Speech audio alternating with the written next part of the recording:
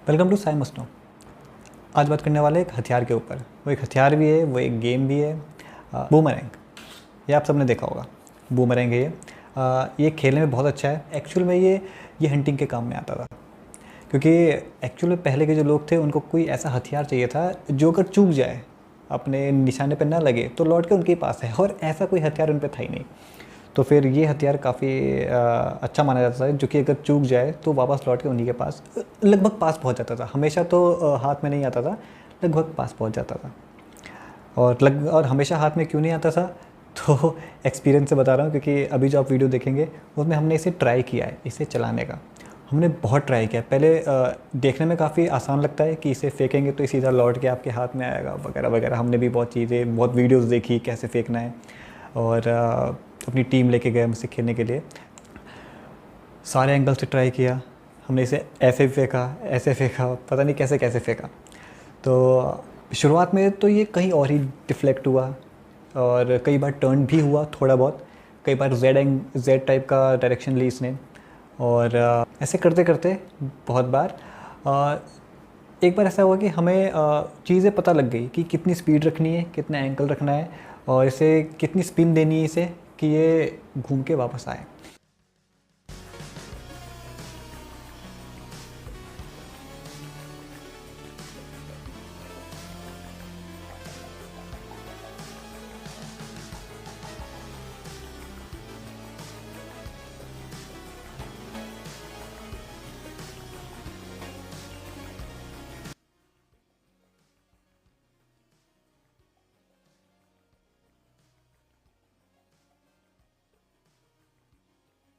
बढ़िया, बहुत ओ perfect one, perfect perfect.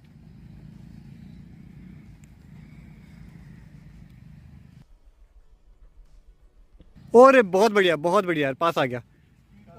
Speed का फर्क है, हम बहुत तेज फेंक रहे हैं। अरे बढ़िया, ए वापस आ गया, शाबाश। अब एक्चुअल में इसकी साइंस को समझते हैं कि ऐसा क्या है इसमें कि ये लौट के वापस आ रहा है। एक्चुअल में सिर्फ दो चीज़ें यूज़ हो रही हैं। पहला जायरोस्कोपिक प्रिसिशन, दूसरा एरोडायनेमिक्स। अब एक्चुअल में जब हम इसके शेप को देखें, अगर ये इस साइड से फ्लैट है, इस साइड से हल्का सा उठा हुआ है, मैं इसे टच कर रहा हूँ तो मुझे फील हो रहा है कि यहाँ से ये उठा हुआ है। जैसे एक्चुअल में एरोप्लेन के विंग्स होते हैं, वो उठे होते हैं ताकि उसे एक लिफ्ट मिल सके। जब वो एक स्पीड पर होता है तो उसे एक लिफ्ट मिलता है। और वो क्यों मिलता है, ज़रा देखते हैं। क्योंकि जब भी एक साइड का पार्ट उठा हुआ होता है तो वहाँ पे हवा की स्पीड तेज़ हो जाती है, और अगर एयर की स्पीड तेज़ है तो इसका मतलब वहाँ पे प्रेशर कम हो जाएगा। क्योंकि बर्नौलीज़ का रूल यही कहता है, जहाँ पे एयर की वेलोसिटी ज़्यादा वहाँ पे प्रेशर कम, जहाँ पे एयर की स्पीड कम वहाँ पे प्रेशर ज़्यादा।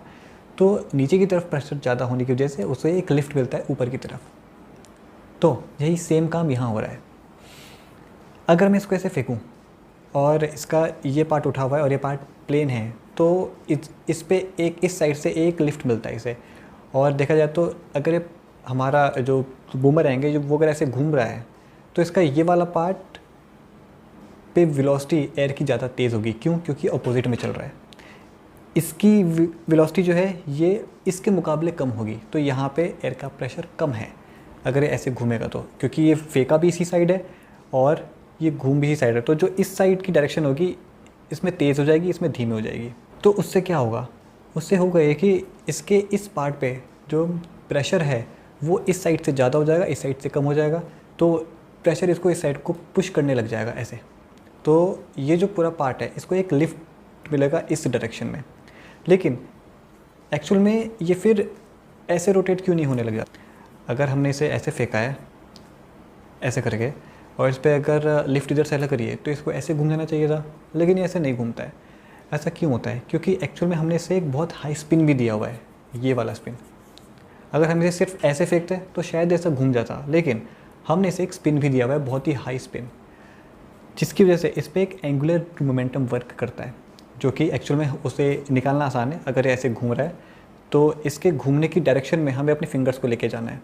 मतलब कि अगर ऐसे घूम रहा है तो हम फिंगर्स ऐसे लेके गए तो ये थंब की डायरेक्शन में इसका एंगुलर मोमेंटम है। ठीक है।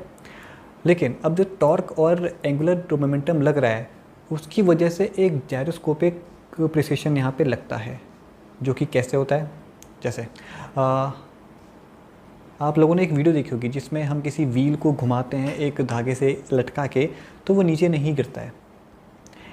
एग्जैक्टली वही कॉन्सेप्ट इसमें भी यूज़ हो रहा है। जिस तरह वो टर्न होता है नीचे गिरे बिना, उसी तरह ये भी टर्न होगा ऐसे घूमे बिना। देखते हैं इसे। मैंने इसे आगे की तरफ फेंका, इसका एंगुलर मोमेंटम इधर है, लेकिन जो लिफ्ट इसको मिल रही थी इधर से इधर की तरफ, उसकी वजह से एक टॉर्क क्रिएट होगा इसमें, जो कि टॉर्क इसको घुमाएगा इधर की तरफ। तो उस टॉर्क की डायरेक्शन क्या है? टॉर्क की डायरेक्शन भी निकालना आसान है क्योंकि इसका रोटेशन इस साइड है, तो टॉर्क इसमें पीछे की तरफ होगा, मतलब मेरी तरफ। तो एक्चुअल में होता क्या है, ये जो एंगुलर मोमेंटम है या फिर टॉर्क, इसकी डायरेक्शन को चेंज करने लग जाता है। अब एंगुलर मोमेंटम ये फिंगर है और टॉर्क ये थंब है, तो क्या होगा, ये इस डायरेक्शन में ये जो है, ये इस डायरेक्शन में जो प्रिसाइज करने लग जाएगा। मतलब जो एंगुलर मोमेंटम है वो टॉर्क की तरफ आने लग जाएगी, मतलब घूमने लग जाएगी, और वो ऐसे ऐसे धीरे धीरे घूमने लग जाएगी जैसा कि उस व्हील में होता है। सेम चीज़, सेम कॉन्सेप्ट यहाँ भी यूज़ होगा। तो ये आगे घूमा, इस पर हल्का सा टॉर्क लगा है क्योंकि एंगुलर मोमेंटम भी उसकी वजह से ये एक टर्न लेने लग जाएगा, और फिर ये घूम के वापस हमारे पास आ जाएगा अगर हम ढंग से फेंके तो। मैं पहली बता दूँ, ये हर बार वापस नहीं आता है। हमने बहुत ट्राई किया, बहुत ज़्यादा, तब जाके करीब 1 या 2 बार ही हमारे पास वापस आया है ये। तो फेंकने का तरीका, हाँ, हमने एक ही बार खेला है बस, ठीक है, इसीलिए शायद ये एक ही बार वापस आया, 1 या 2 बार वापस आया। अगर हम रोज़ खेलने लग जाएं तो शायद हमें एक्सपीरियंस हो जाएगा इसे फेंकने का।